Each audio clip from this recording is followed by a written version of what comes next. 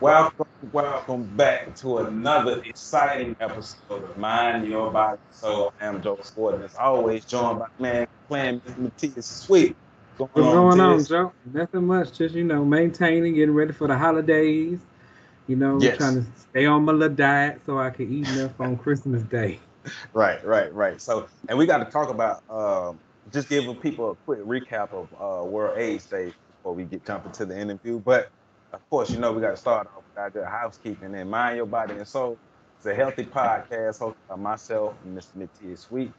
This is an educational podcast that focuses on all things health related to help our listeners learn more about various health topics and information they may not have access to. We seek to inform, empower, uplift, and mobilize our listeners to becoming the healthiest versions of themselves. Remember, you catch this podcast every Wednesday on our website, or most Wednesdays on our website at www.neighborhoodmedicalcenter.org or www.nmcpodcast.com. We're also available on YouTube, this YouTube channel. Subscribe, share this video, like, comment, all those things. Remember, we're on Pocket Cast, Stitcher, Radio Public, Anchor, Breaker, Spotify, Google Podcasts. We're also on those platforms.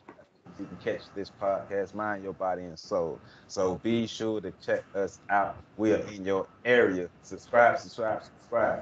Um, Before we get into the interview, we do want to give some quick recap of World AIDS Day because December 1st was World AIDS Day for 2021, and World AIDS Day was definitely great. Thank you to the Leon County Health Department. Thank you to Big Ben Cares, MACA Inc., BTAN, of course, Neighborhood Medical Services, Bond Community Health Center, everybody who participated in the World AIDS Day events on last week, throughout last week, even the Riverfront Warrior Club for allowing us to come out with our HIV testing. So, World AIDS Day is just another chance for us to come together, regroup, recharge, and make sure we go out for another 365 days to help to prevent the further spread of HIV/AIDS. So, I do want to say thank you, give a shout out to everybody who participated in World AIDS Day this year. All right, so this interview for me and Matthias, this gentleman is it's like a superhero to us. Mm-hmm. So, and I say that for a reason. Used to growing up in environments where we didn't see gentlemen like this.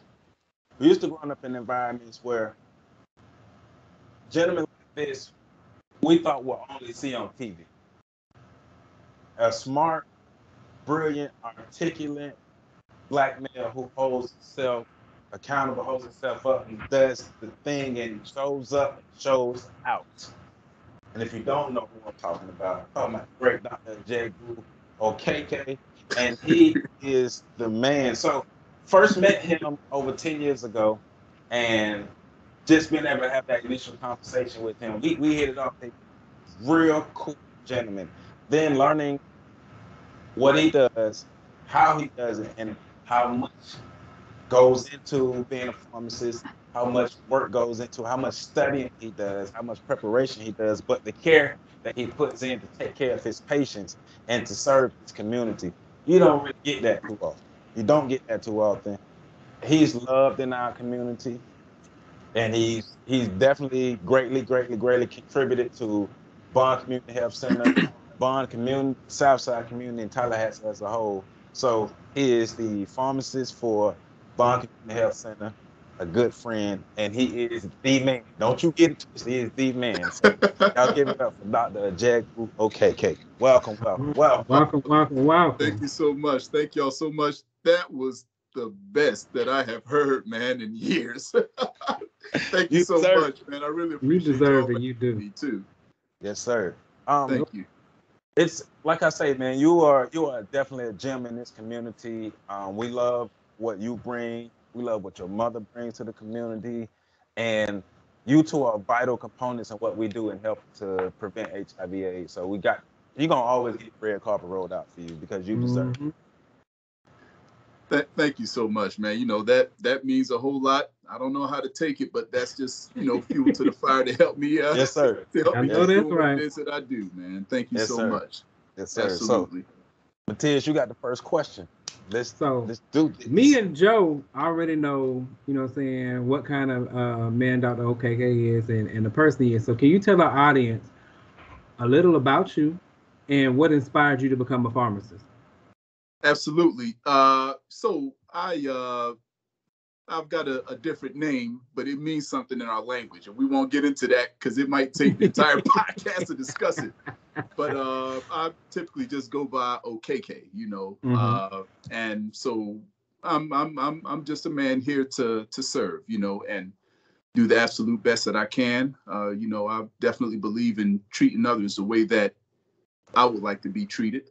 I definitely carry that into whatever care that I can provide to anyone, you know, here at Bond or outside of Bond. You know, we try to hold ourselves to pretty decent standards, and you know, hope that it pays off one way or the other. Uh, I have been here for close to 10 years now, and it's definitely been a rewarding experience for me. And what pretty much inspired me to become a pharmacist was actually my mother. You know, coming up out of high school, I knew that I was good in certain areas. I knew I loved to help people out. Always had a heart to, you know, go out above and beyond to try to help individuals to help them live the best lives that they can. But sometimes, you know, when you're young, you kind of see things from a different perspective. So my mother actually helped point me in the direction of pharmacy. You know, I feel like anything I put my mind to, that I will be able to do it and do my best at it. Even if I'm not the best, I'll do my best at it. And you know, I've been blessed to be in a position such as this to be able to assist to the best of my ability. Right. Okay. And your mother. So how did your mother inspire you? So how did it go? Because I know she's big into health. So what about her inspiration, or what did she say? What did you witness that made you say, okay, this path is something I want to try out? Well, she just laid it out on the table. You know, she didn't force me to do it. Okay. She's not really a forceful person when it comes to that kind of thing. You know, we were trying to decide what would be the next best path for me to take, and she just simply suggested it, and I listened. Okay. You know, which was a good thing that I listened. You know, because I had my mind set towards other things, but that's what she thought would be a pretty decent fit. And you know, it turns out that she was right. Oh, that's good. That's good. Absolutely.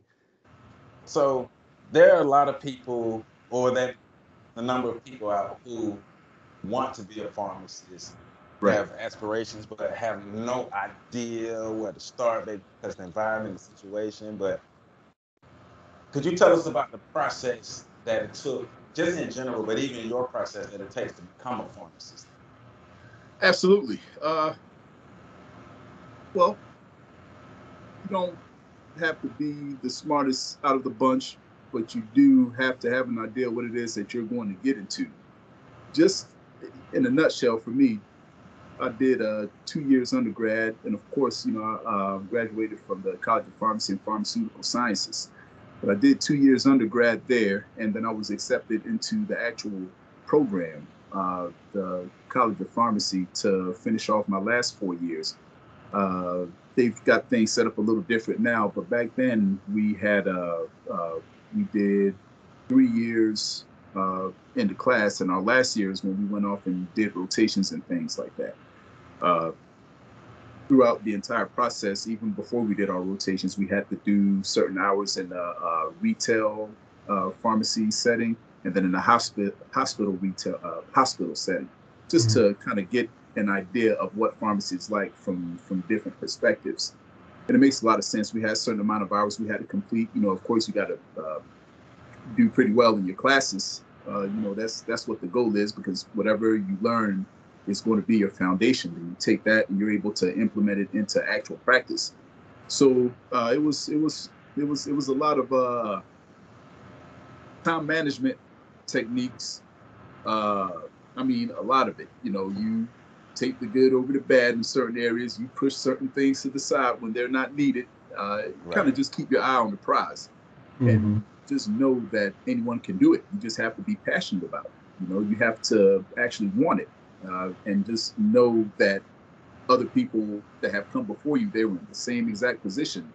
So it's not one of those things you look at it and say, okay, look at all these courses and all the credits required and things like that. You have to look at the goal that lies ahead and know the purpose that you're going to serve in the community. And that's, that's motivation enough, I believe, for anyone to move forward and do whatever it is that they dream of. Right. And it definitely worked out. And luckily I was blessed, man. I learned things, went through a lot of good times and bad times, rough times, but we learned, and it all helps out even to this point today. A lot of those things I carry with me near and dear, and it's worked out for the better. And I definitely appreciate being in a position to just be able to make it through and still be at this point and practice in a pretty respectable profession. Right. Okay. Well, now that saying that we understand what pharmacy is, we know that there's different types of pharmacists. Right. And can you explain, because you have worked in community pharmacy as well as clinical pharmacy, can you explain what the difference between those two and what a clinical and a community pharmacist actually does and why they're both needed? Absolutely. So at its foundation, pharmacy is pharmacy. Mm-hmm. But then you have different branches, but at the heart of it is pharmacy practice. Right. So community pharmacy is needed. And one thing that always sticks with me when I worked in the community pharmacy setting, a lot of patients or customers or whoever that would walk by, they wouldn't even necessarily have to pick their medication up from a community pharmacy, but they respect the fact that we are there to consult with them. Mm-hmm. Mm-hmm. Some folks may not have the amount of time that they would like to have with their primary care provider, but we're there to help out in whatever way that we can. We're considered the drug experts, so we have to know everything. And if we don't, we have to know where to get that information so we can provide the best information that we can to whoever it is that we're speaking to.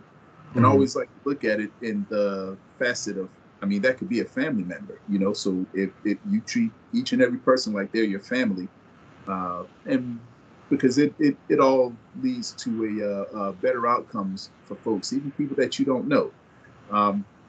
Community pharmacy setting, they have to be there, morning, noon, and night. They do a lot of vaccinations and dispense medications that patients are on a chronic basis, and build relationships that way. We did the same exact thing, and it is definitely a respected profession. I think probably top 3 or 5 of the most highly respected professions in the nation, which is a good thing. So, we have a lot to stand up to and look forward to as far as going in every day. I would say maybe the main difference between community pharmacy practice and clinical pharmacy practice is, as a clinical pharmacist, I have access to a patient in-house. Mm-hmm. I have access to their electronic health records. I have an idea of what may need to be done for them before, during, or even after their appointment. And I definitely take advantage of that. So electronic health records, as in their, as far back as their health records go, whatever conditions they may have, medications they're on, past medications they were on, that kind of thing. And so as a clinical pharmacist, my main purpose is just to assure that everything goes well from a pharmacy standpoint. And also, like if we're requested to make any recommendations, suggestions as far as what their regimen should entail, then we take advantage of that too and do the best that we can by our patients and also their primary care provider or anyone else that may be involved in the realm of their health care. Okay. So just from my understanding, right? Because I know the pharmacy here neighborhood or in the building here at the Lincoln Center would be considered community, excuse me. Okay. So would a Publix or a CVS still be considered a community pharmacist or a clinical pharmacist? It really depends. So let's say let's say, I would say mostly community pharmacy, Okay. just because they're out in the community, but you know, so one thing that I always try to let folks know, you might receive different kind of care from another pharmacist, but again, at the foundation of it is pharmacy. We're trained to learn how to navigate the clinical realm. So you could take a community pharmacist and put them in a clinical pharmacy, and they still would know what to do because this is what we've been trained to do. But of course, if they have access to a patient's chart, all their health records, blood pressure logs, medication logs, cholesterol, specialists that they've been to see, they're clinical pharmacists. Just they don't, necessarily practice in a clinical environment. Gotcha. Right. Gotcha. Okay. And also now in as we were speaking about, there are different branches in pharmacy. So though you may have a pharmacist in a community setting, they may have completed residencies and things like that grant them, the title of a clinical pharmacist. So it really all depends on one's experience. I would say mainly their setting. Some of them have more than just one job, so they probably practice in a clinical setting. So, you kind of get the best of both worlds all in one shot, if you will. Right. Okay. Now, this question is kind of going back to something you said earlier. Because you said you don't have to be the smartest to do this. Right. But you also talked about being knowledgeable. So because I get what you're saying, but just to make sure people get it, because there are a lot of people who they understand that they may not be the smartest person, but that doesn't mean the person is capable. Can you kind of explain it to somebody, how you can not necessarily be the smartest, but you can still be very knowledgeable? Of course. So it all depends on how you approach what it is that that you're going to do. If you know what you're made of, you don't. So someone could have all A's and still come out and not do too well on their board exams. Just plain and simple. That's just an example. I've seen it happen. Not necessarily all A's, but a really high GPA will come out and take the board exam and not do too well on it. But again, it doesn't necessarily mean that you're not going to do well. That's just setting. That's an exam. It all depends on what you implement. What that you have in here and a lot in here. When you learn from your experiences, to me, in pharmacy, you get to build on it.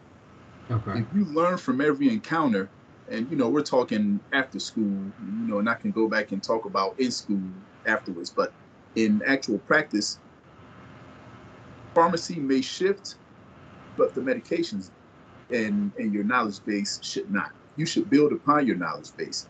The medications, the indications are always going to be the same, but you may learn that a medicine could be used for a different indication later on. So you just learn about it and just put everything that you learn and everything that you know towards remembering that, because somebody's going to call you and ask you about it, and you have to be on your A game to be able to, answer whatever questions that they may have for you. But in actual practice, you kind of build on the foundation that you obtained from school. Gotcha. And they put it on us, on the hill, man. But all for a good reason. They definitely did. Yeah. And that is something I would never trade for anything, man. Yeah. At the end of the day, it was definitely a great experience. It was rough, but it was a great experience at the end of the day. As far as, for anyone that's aspiring to do this, some folks look at it and they just think that it is just way too much. No, it depends on how passionate you are about something, how steadfast you are about something, and sacrifices that you're willing to make. It all comes back full circle. If you want to do it, you can do it, and I don't necessarily go out and preach on the highest hill, but I love to serve as an example. Everybody's got a story to tell. I definitely have a story to tell, and I know if I can do it, I know that anyone can do it if it's something that they really, really want to do and they're passionate about helping people. You know, it's not always about money at the end of the day, you know, or your style of living, how comfortable you are, man. You know, you gotta look out for people because you just might be lucky. Somebody might give you some feedback and tell you they appreciate what you've done for them. All that does is make you want to do it even more or help somebody out even more, you know? And it really helps, man. So it's one of those things. You set aside what needs to be set aside, move forward with what needs to be moved forward with, and just make it happen and just do it, you know, and help people out and make the best of it. Right. I appreciate that. Awesome. Definitely appreciate that. Yeah. So you're a practicing pharmacist at Bond Community Health Center. Yes, sir. And for those, go back and check out our interview from 2 weeks ago with Dr. Temple Robinson, the CEO of Bond Community Health Center. Make sure y'all go check that out. But I know a lot of people who really aren't familiar with the pharmacy program at Bond, or just even accessing pharmaceutical services at Bond. So can you kind of give people an overview of your program, your pharmaceutical program at Bond, and how people can access your services? Yes, absolutely. So we, you know, here at Bond, we kind of just provide services to, well, first of all, we provide access to quality healthcare to anyone in the community. That is, that's our motto. That's what we stick to, and you know, we work pretty hard to abide by that. So anyone that needs healthcare, you know, they come in and they're seen here. Essentially, if they are on any medications that they use on a chronic basis, or maybe they just need it for a couple of days, depending on what the situation is, if they come on down to us, you know, they would allow us to provide them with that service. So essentially, I would say the bulk of our patients, if not all of them, their primary care physician is already here at the Bond Community Health Center.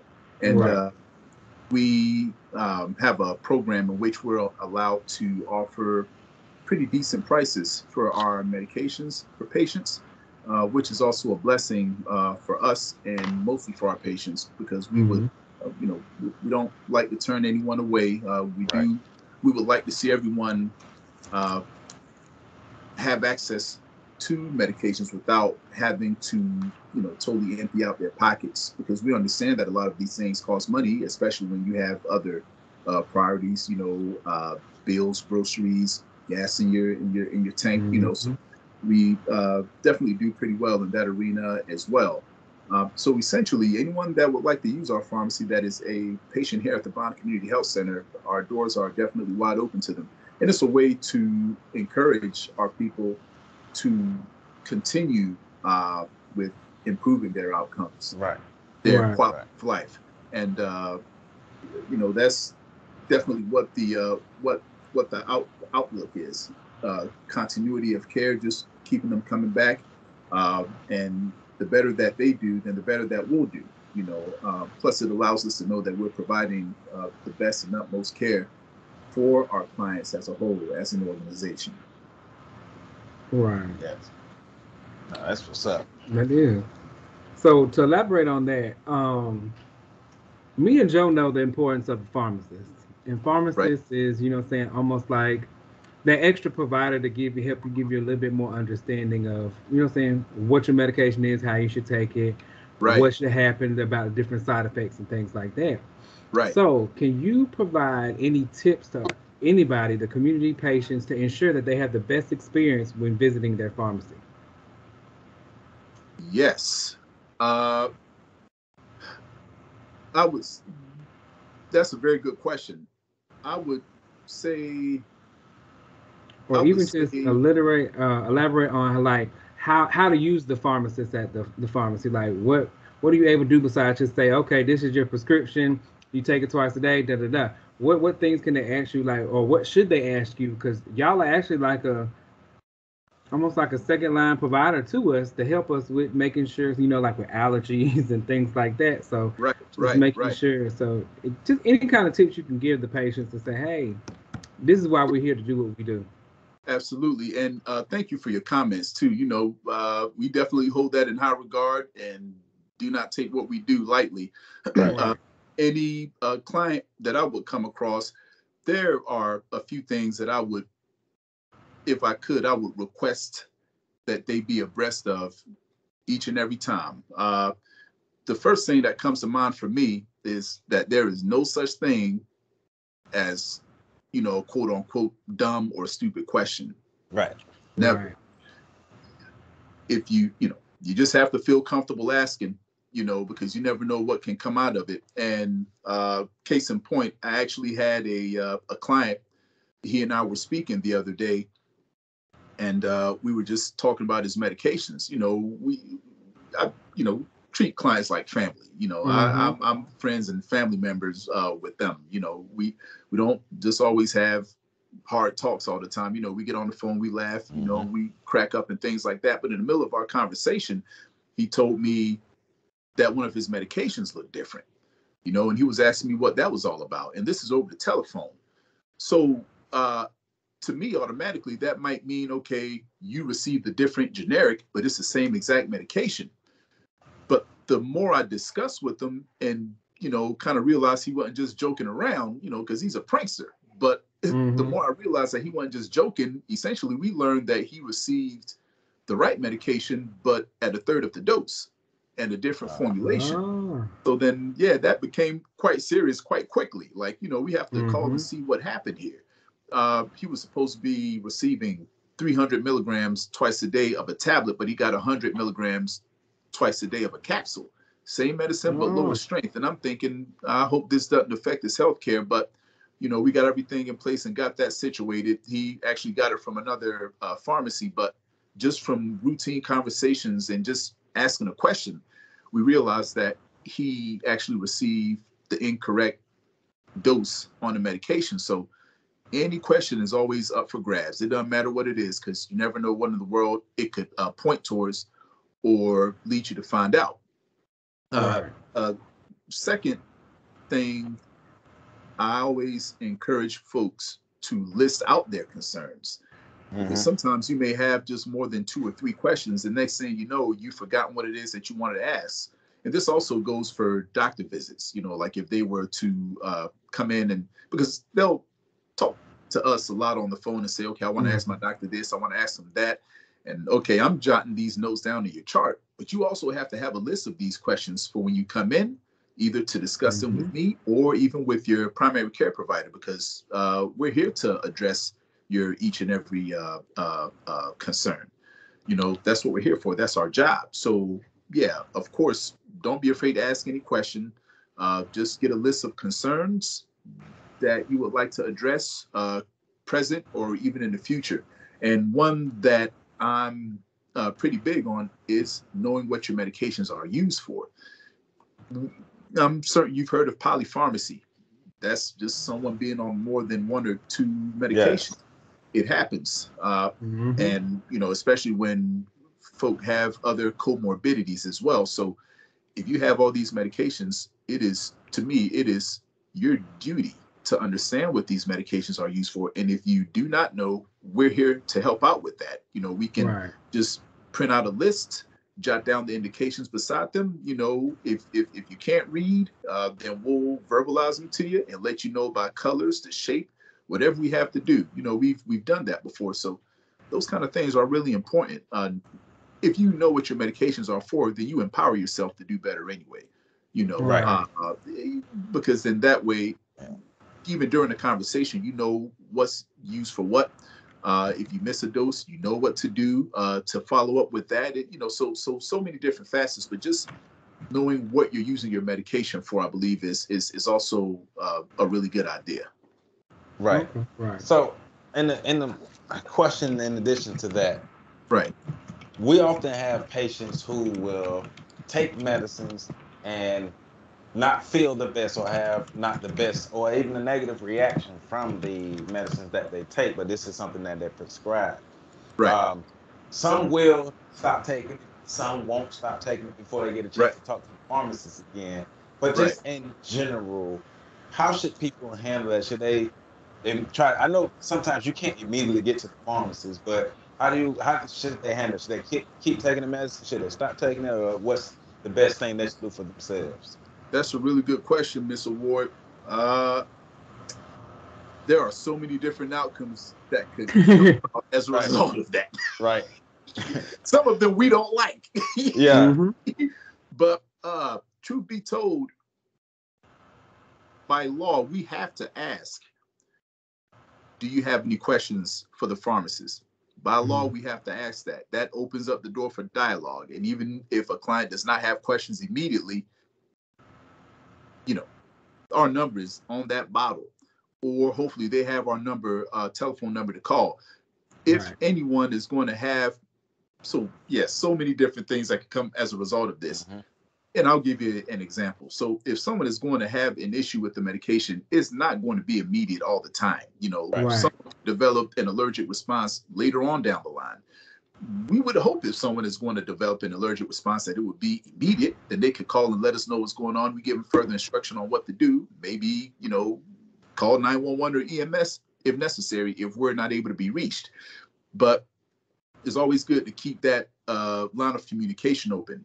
And, I would say to someone, if you do have any issues, questions, concerns with any of your medications, or even just your healthcare in general, please call back, because we don't want that gap to be there. We want to continue your care. The medication is not just being shoved at you. There's a reason why you are being prescribed this medication. And folks, I would say a lot of folk understand that. But then, you'll have some folks that will maybe take the medicine, and if it makes them feel not so great, they push it to the side. And they wouldn't even tell you immediately. They wouldn't take advantage of that open door policy, if you will, to call and let you know what's going on. It could cause something as simple as acid reflux, or maybe just GI effects and bother your stomach. Well, if for example, some folks don't even read the label. They're kind of just used to what they're used to. But in fine print, it says to take it with food. Take it with food, then you wouldn't have to worry about that. Okay, well, I took this medication and it caused me to urinate at nighttime, and I couldn't even get to sleep. Well, it says on there for you to take it in the morning time. It's a diuretic, taking in the morning time. That way you don't have to be up all times of night, having your sleep disturbed. So those are just simple ones. But in the case that someone has something, like an allergy or a skin reaction or something else that would be somewhat of an emergent case, you can't blame them for wanting to put that medication to the side, but, we may have a better idea of what might need to go down. There's always, to me, another way around it, maybe another medication could be prescribed. Just a few days ago, I was speaking to a client that called in for a refill, and he let us know his blood pressure medication was bothersome. And one of the other pharmacists out here reached out to his provider, and they switched it up to something that's similar, but will still keep his blood pressure under control, but shouldn't have the potential to cause a reaction that the former one did. So, we don't take that lightly, when we say just call us with any questions or concerns, or even if someone is picking up for someone else, we tell them, look, just have them call us with any questions or concerns whatsoever. It doesn't matter how big or how small, just tell them to feel free and let us know, so we can kind of continue on this trail of them being consistent and compliant with their medications. Yes, of course. But that's a real good question, though. But I appreciate, but also what I'm getting is, you're going to have all these different factors. So you want to make sure, of course, the patients communicate that as much as possible. The number is on the bottle, but also you all being able to understand what's going on and being able to help them. But also, what could help us on our end is reading that bottle. Absolutely. Yeah, because a lot of people will ask, well, what medicine are you taking? I don't know, just whatever the blue pill that they told me to take. Like, I don't know if you want to do that. We'd be like, how many blue pills are out there? We're trying to figure it out. Is it a big one, small one? Because when you say that, we know what the blue pill is. That's the Viagra. Yeah, Viagra. That's the blue pill. So when you say blue pill, most people think of Viagra. So the blue pill. The blue pill. Awesome, man. But it does make a lot of sense, though. It definitely makes a whole lot of sense, man. Exactly. And so, even so, and just to kind of piggyback off of the question that you asked, like the difference between community pharmacy and clinical pharmacies, we have a community pharmacy in here. Mhm. It's mainly accessible to our patients here at the Bond Community Health Center. And we're not part of a major chain, but the advantage, though, that I would say, I mean, anyone could walk up in here and ask a question about medication and we're going to answer it, Right. And again, if we don't know the answer immediately, we're going to look into it and delve into it as deep as we can to give the best, the most professional answer that we can. That is that will be beneficial to their healthcare too. Right. So Gotcha. I got a question to piggyback off that one. So if, Sure. say I'm a patient, because our patients get this, and some of the medicine does have like a little side effect for Right. like 2 weeks, especially dealing with like some HIV meds and things like that to Right. cause upset stomach or headaches or different things like that. How Right. do you reinsure those patients? Like, because sometimes, I'm not going to take it because it's giving me that diarrhea again. So what do I, what I'm saying? I can't get through this, but you got to get through those 2 weeks first to get through over the hump for it to work. So how do you Absolutely. like encourage them as a pharmacist from once they heard it from the provider, but then again they're still skeptical and asking you questions about it? How do you encourage them to, to go through that process? Uh, Also, a very good question. We, on a personal level, I I will follow up with the patient. Mm-hmm. I will call that phone, because we need to know what's going on. Uh, just because they don't call, that doesn't necessarily mean that nothing is going on. Mm-hmm. So, Right.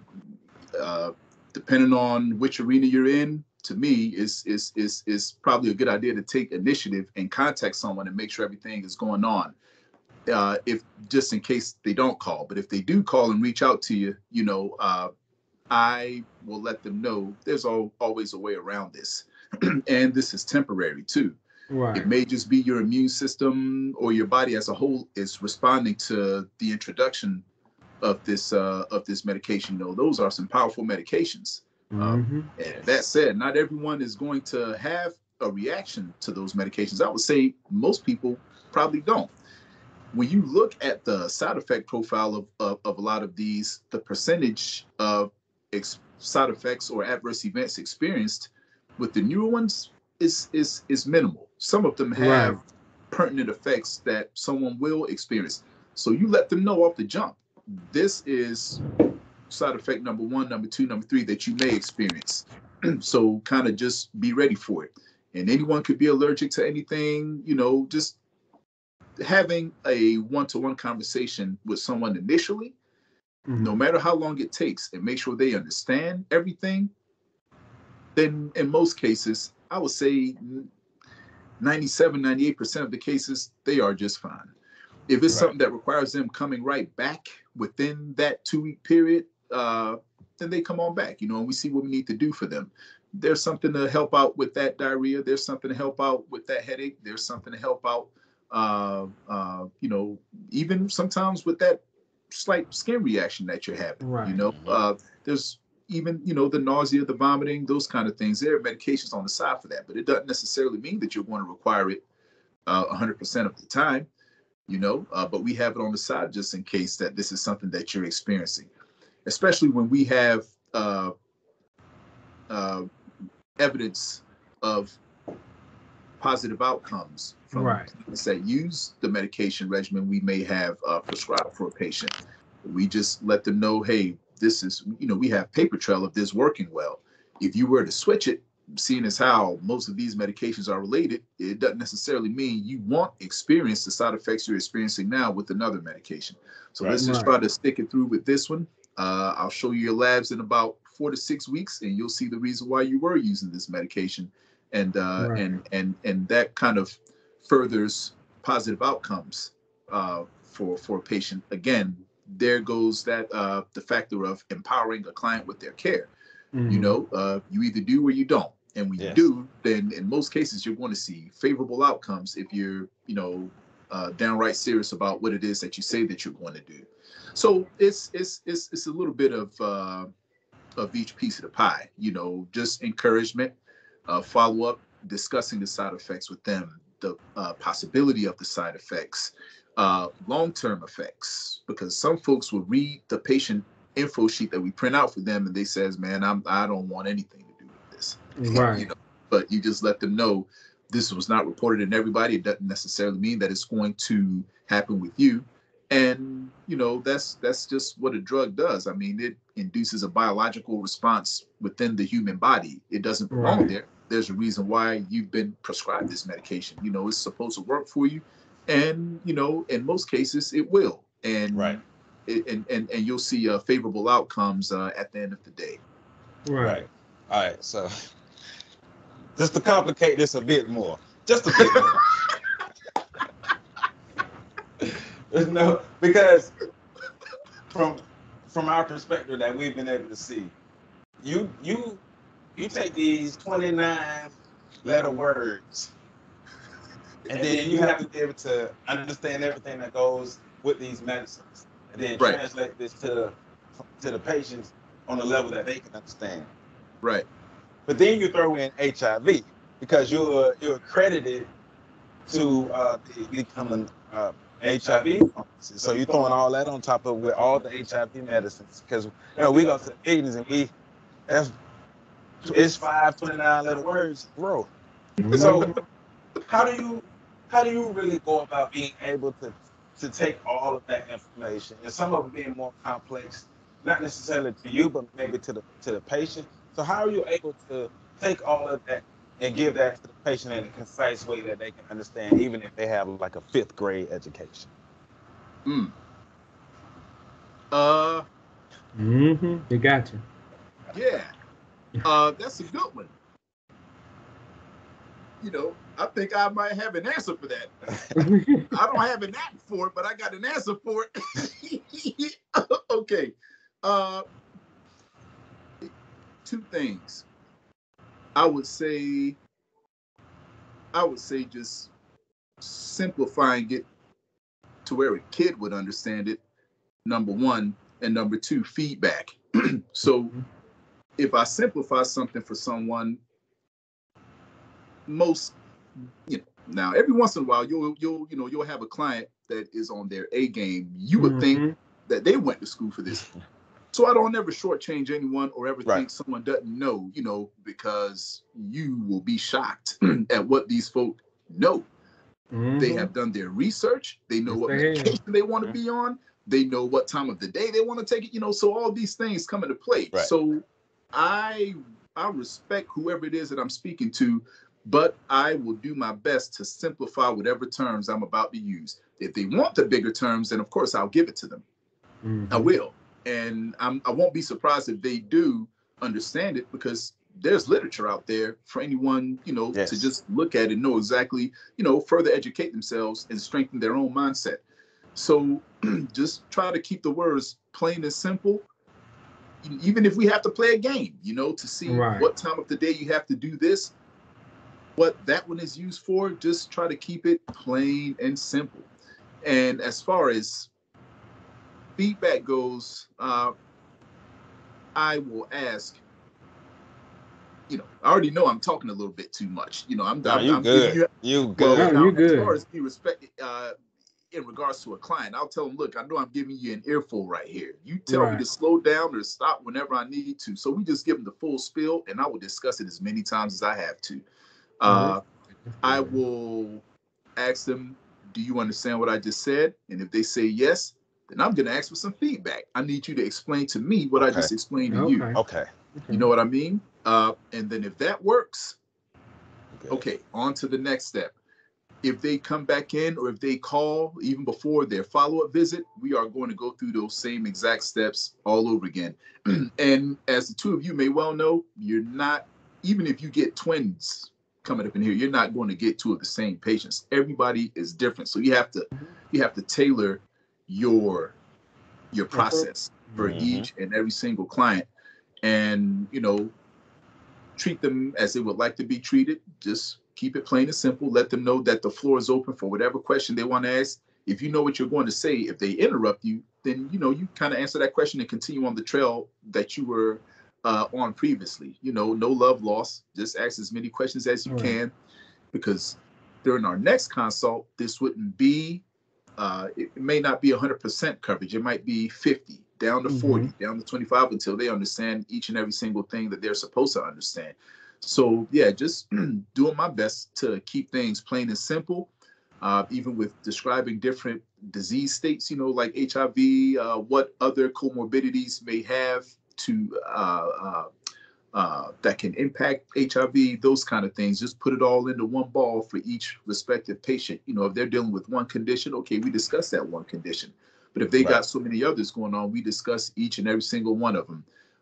The better they become as far as managing those, all of the conditions, then we can move on to the ones that require more attention, because at that point, they'll have an idea of what they need to do to hone on in as far as improving their own healthcare and things. So hopefully that was a pretty decent answer, because that's definitely a route I like. Because that brings me to another question, for the question. So you guys are the knowledgeable people about drugs, period. Anything about a drug, me and Joe gonna go ask the pharmacist. If not a provider, the provider really, sometimes they all don't know about everything. But we're gonna come to you guys and say, hey, so can you explain what medication therapy management is and how is it used to help patients manage their medications? Because our patients come in with 20 tablets, be like, I don't know what I'm taking this for. The doctor took this off, they took that off. Then the medication's in a bubble pack, and they be like, well, how do I know what it is? It's the little white pill, but I got 3. So can you explain what medication management or medication therapy management is? And then how does it help our patients with their medicine? Yes. So medication therapy management is kind of like a comprehensive medication and condition review. The more access we have to a patient's medication or their history, then the better the NTM would be at the end of the day. So we use whatever records we have according to the respective date to see what we need to put in what order, see whatever might be going, well, not necessarily wrong, to see what may be a bit out of place as far as what a patient needs. So, we just assess everything from A to Z. For example, if they're on medications for HIV, we'll take a look at the CD4 counts, viral loads, those kind of things, to see how come they might not be in order if they're not. If they are on anti-hypertensive medications, we take a look at a log of their blood pressures. Same goes for cholesterol, diabetes management, even seizures. Like if we have an idea of, has someone been having seizures recently, we can take a look to see what the concentration of the anti-epileptic medication is in their bloodstream. So those kind of things. In a nutshell, we'll take a look at all of those, come up, ideal is having a face-to-face conversation with the patient so you can get their subjective perspective. Then you do objective, which is pretty much all the labs and everything that you have in front of you with which to work with. You assess things and then you come up with a plan as far as what you would like to do. You relay that across to the patient. If there's something that the medical or the medical provider has to take a look at, then we'll follow up with them and say, hey, drug A may work better than drug B, or drug A may work better than drug B and C combined, those kind of things. So just a thorough assessment, kind of like a comprehensive medication and healthcare review to see what we can do to better the lives of our patients. Right. And during that time, a patient has an opportunity to ask, again, whatever question that they have. We have an opportunity to give them a printout of what we discussed, what the future plan is going to be, what even a tentative plan might be, and always important is to give a medication list to someone, kind of like what we were speaking about, and just list the indications on there, what they're used for, how many times a day they should take it. So it's a very important platform that's grown to a certain degree throughout the last few years, and it definitely has its place as far as healthcare goes.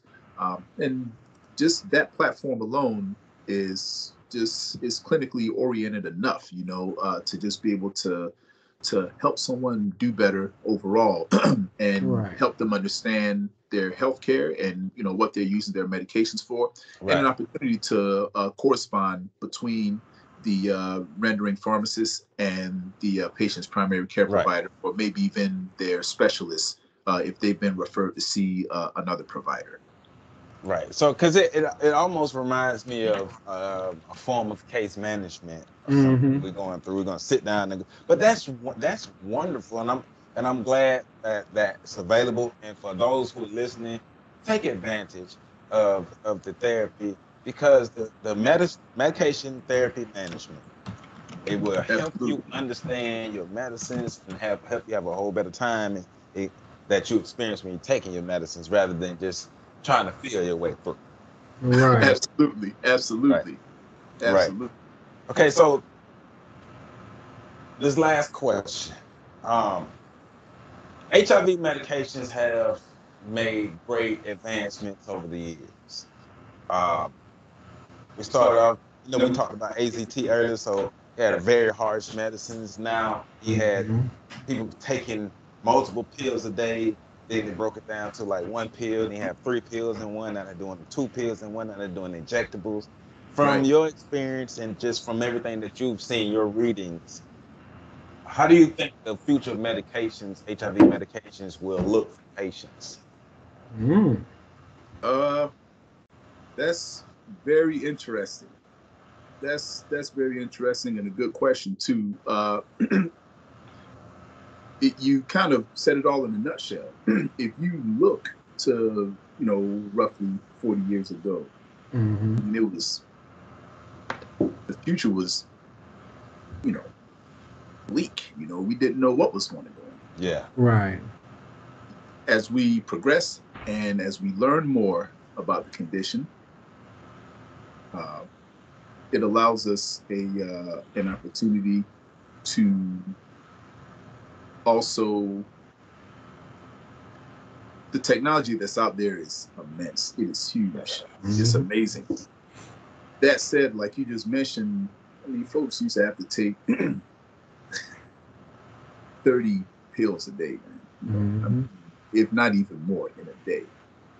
So we've made huge advances as far as medication goes. No death sentence. You live your life and do what you have to do if you take your medicine. Right. And we're at a point now, so they've got combination medications. That's also huge. That wasn't really even thought of just a few years ago, depending on how you look at it. Now we have an injectable medication once a month. You go on about your business. I read somewhere where they have medications in the pipeline that they're researching on that, they may even cut that time by more than half, get an injection every 6 months and call it a day, maybe even a year, depending on the formulation of the medication. Inject, it sits right there and releases it over an extended period of time. Get the same results. Good CD4, undetectable viral load, or suppressed viral load. So I think we're definitely well on our way to just seeing things get better as far as the care goes. And it's definitely something to look forward to. We've got quite a few folk that do ask about cures and things of that nature. I would tell them, hey, there have been reports of people being functionally cured and things like that, but you have to realize just a few years ago, we didn't have single tablet regimens. We didn't have those. Right. But now that we do, and this is your lifeline, don't be discouraged. Just keep doing what it is that you're doing, because what you're doing is huge.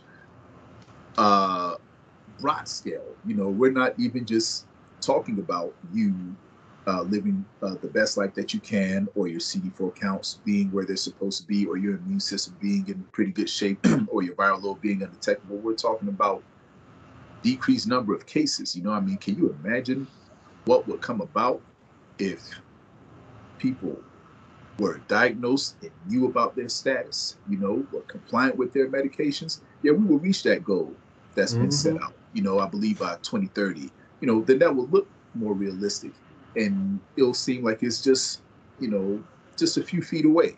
So Right. yeah, we've got work to do, but to me, the future is promising, though. And all I can only think about is the early '80s. Even as a kid, I mean, it was Bad. it was rough. Crazy. It was rough. Yeah. It was rough, and people just. I mean, if you were diagnosed, you could expect to be buried like anytime soon, and and that's not the case now. And so that being said, the fact that the stigma is still out there, it boggles me. But we're in healthcare arena, and we know what favorable outcomes look like. We know what the positive outlook is like because we see it every day. We speak to it each and every single day. It's not just our job or our duty. It's something that we love to do. So we see that, and we know what can come about as a result of someone, believing in themselves and doing what they're supposed to do for themselves. And again, for the community at large, their families, just sharing the knowledge. Look, yeah, I've got, I have HIV, but I'm controlling it, like I'm the one that's controlling this situation, and that's just it, the more people that are, or the more that people are educated about this, we share the knowledge base about it, then, I think personally, the future is promising. We've got nothing but the future to look ahead to. Yep. Yeah, it's I do feel good. I think the medicines have greatly improved. I love when we go to the meetings with the drug reps and we get to sit down and learn and ask questions and get a full understanding, because I kind of fancy myself when I'm doing outreach. I try to think about the whole system that we have as far as HIV prevention. And because this podcast, we were able to learn more of what pharmacists do and how you guys serve the patients. So seeing ourselves as help to you. So if the patient sees me in the street and I can give them some understanding of the medication, so when they get to you, you can give them the full understanding. But if I can just understand it on a macro level and just give them that can get their wheels turning by the time they get to you, hopefully they would have done some research, but at least have the idea to ask the right questions to get full understanding from you.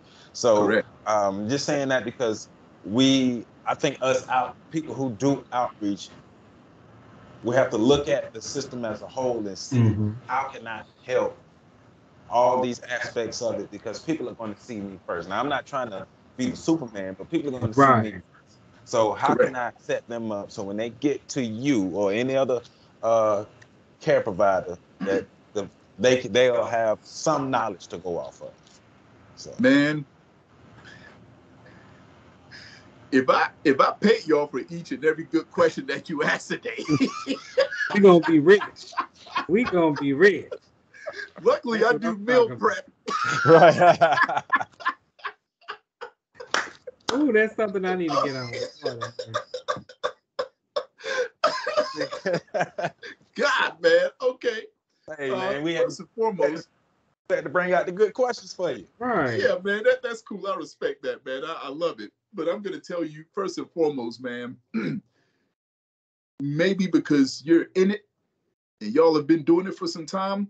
And I'm not just saying this to butter you up or nothing, but I understand the importance of outreach. I know where y'all go. I know the depths that you have been to, man. It's like a sci-fi movie. You know what I mean? I understand. I know what y'all do. I know. Look, I'll leave that to the pros. I'll leave that to y'all. But I respect and love what you do, man. Because it simplifies our job. You would be surprised how many people have just come in just off of word of mouth or from random testing from you guys, And we work as a unit for the greater good in our community and hopefully outside of these walls, man. So I really respect and appreciate what y'all do, man. Even within these last few minutes, I got to let you know what you do is huge. Please continue to do it, man, because it definitely benefits us, our community, man. It really does. It's huge. We thank you. We appreciate it. Nobody is greater than the other. Right. Everybody. We see each and one another eye to eye, man. You know, there's no other way to function to me. You know, we may have different titles, but at the end of the day, people know who to come to. You know what I mean? When they need assistance. So outreach is huge. Yes. Yeah. I understand that you have to get down. Oh, of course, it's my pleasure, man. And I know you have to get down to the people's levels because you come across so many different people. You can't just come to them, you know, with some any kind of mumbo jumbo, man. You know, they are if you come correct, they'll listen to you and they'll follow suit. Yep. What I would say, and I'm not in your field, but we're all in the same bucket. You know, we're all in the same pot, you know, towards the common goal. What I would say is just let them know just a couple things. If you want to live, and if you want to live a favorable life, get into care. Everything else that comes after that, totally up to you. But we are going to work as a whole to help you out. Plain and simple. Plain and simple. I already know that you're going to tell them, you know, give them an idea about the medication, how far it's come. You know, you can even tell them, look, man, I don't want to say most people, but a lot of people have access to the internet. Just go and look at the most basic article about how far, you know, we've come as far as HIV care. You know, it's huge. You just let them know, get into care. The medicines, they work, plain and simple. Because I know you're not just going to say that. I know you two are going to elaborate.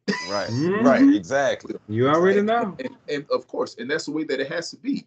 And then it also depends on who it is that you're speaking to, because some people, man, you know, they just don't want to hear it. But I know that you'll break it down, you know, and get to their level and explain to them as many times as it takes. I know, you know, I know some people it's not just one and done. Some people it's more like 100 and maybe done. You know, you talk to them multiple times, then they'll, you know, come in and seek care. But at the core of it, it's all the same.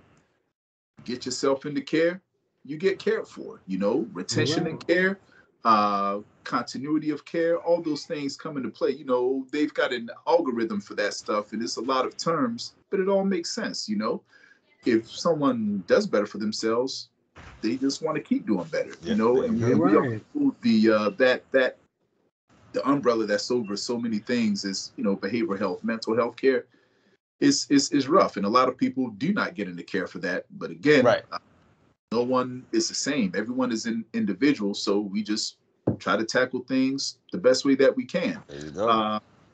Whatever spirit that you know, endow upon someone that you convince to come in, hopefully we'll be able to, you know, share that same exact spirit with them and let them know, hey, this is not the end of the road for you. You know, again, you know, we're family. We're here to care for you the best way that we can. If you would allow us, seeing as how we only see you just a couple times out of the year, you take that spirit when you walk from up out of here and, you know, you just live the best life that you can.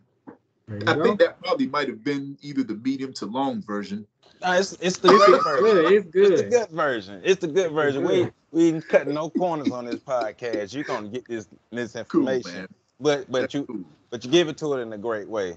Once again, Dr. Okeke, thank you for taking the time out to be a part of this podcast. We created this podcast for our community. We, you know, COVID happened. It really stunted the way we did our outreach. We still want to make sure we get our information out to people, but we also thought, how could we connect the community to the providers, start putting a face on it for some people, because they know, but they may not know, or they may have heard. So we definitely appreciate you for being a part of this podcast and allowing us to sit down with you for this hour and learn from you. So we appreciate that. Thank you so much, Mr. Ward. Mr. Sweet, I definitely appreciate y'all for giving me this opportunity, and you know, hopefully one day we'll be able to do it again. Yes, yes. Yeah, So Thank y'all for what you do so much. oh, no problem. Oh, So thank you. if somebody see this podcast and they say that Dr. Okeke know what he talking about, and I want to interview him on my podcast, how can people get in Right. contact with you? Well, I work a lot, you know what I mean? So I'm pretty much here all the time. Mhm. But they can maybe shoot me an email at the first letter of my name. I'll simplify it. It's not really pronounced Ajegbu, but without the Okay. tones and the ups and downs, that's how it goes. Okay. So it'll just be the first initial to my first name and then my last name, Okeke. So it's AOKK at bondchc.com. Okay. Mhm. AOKK at bondcac.com. And that will be in the description as well Cool. as with the Bond website. So all you got to do is check it out. And as you can see, Dr. Okeke is the man. He's a Mhm. brilliant person. And he's bringing all Thank that you, passion man. and knowledge to our Tallahassee community. So definitely making our community a better place. That's why we love you. We appreciate Right. We do. Thank We you so really much. do. I love y'all too, man. We got to keep working together, man. We This do. We this do. should be We the end of do. it right here, man. Yes. You Yeah, can I We tell know. me We're got to where going that do it a little part bit is. more. Some Let me outreach get some events other and stuff going. everything. Yes, sir. But we ain't gonna hold you up anymore, and we're gonna extend your email because we're gonna keep this thing going. So, but Right. just Absolutely. thank you, and we're definitely gonna talk to you soon, Dr. Okeke. Sounds good. It's been my pleasure. Thank Yes, y'all. sir. Yes, Thank sir. you. Thank you. All right. All right. And so we're gonna close this podcast out real quick. Remember, we're on NMC, www.neighborhoodmedicalcenter.org, www.nmcpodcast.com. We're on Anchor, Breaker, Radio Public, Pocket Cast, Spotify, Google Podcasts, of course, yeah, YouTube. I'm talking about YouTube. YouTube, we're the healthiest podcast that you have ever heard of. Make sure you check us out. And we will see you guys next week with another great episode.